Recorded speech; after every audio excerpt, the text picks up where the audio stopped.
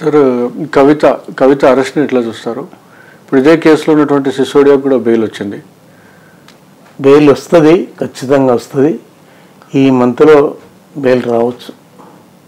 అంటే అరెస్ట్ ఎట్లా చూస్తారు మీరు? అంటే ఈ అరెస్ట్ బీఆర్ఎస్ చెప్తుంది అక్రమ అరెస్ట్, కేసులు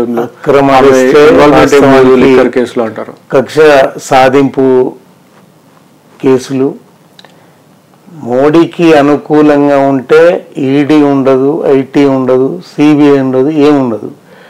మోడీకి అనుకూలంగా ఎంతమంది అయితే తప్పులు చేసిన వాళ్ళు బీజేపీలో జాయిన్ అయినరో వాళ్ళందరి మీద ఎంక్వైరీలు లేవు, తప్పులు చేసినవి తొక్కి పెట్టేస్తారు. అవి చూస్తూనే ఉన్నాం కదా.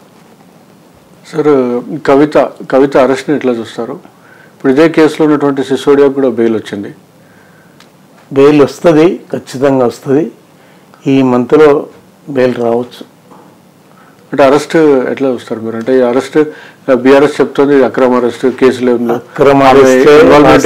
లిక్కర్ కేసులు అంటారు. కక్ష సాధింపు కేసులు మోడీకి అనుకూలంగా ఉంటే ఈడీ ఉండదు, ఐటీ ఉండదు, సిబిఐ ఉండదు, ఏముండదు. మోడీకి అనుకూలంగా ఎంతమంది అయితే తప్పులు చేసిన వాళ్ళు బీజేపీలో జాయిన్ అయినరో వాళ్ళందరి మీద ఎంక్వైరీలు లేవు, తప్పులు చేసినవి తొక్కి పెట్టేస్తారు. అవి చూస్తూనే ఉన్నాం.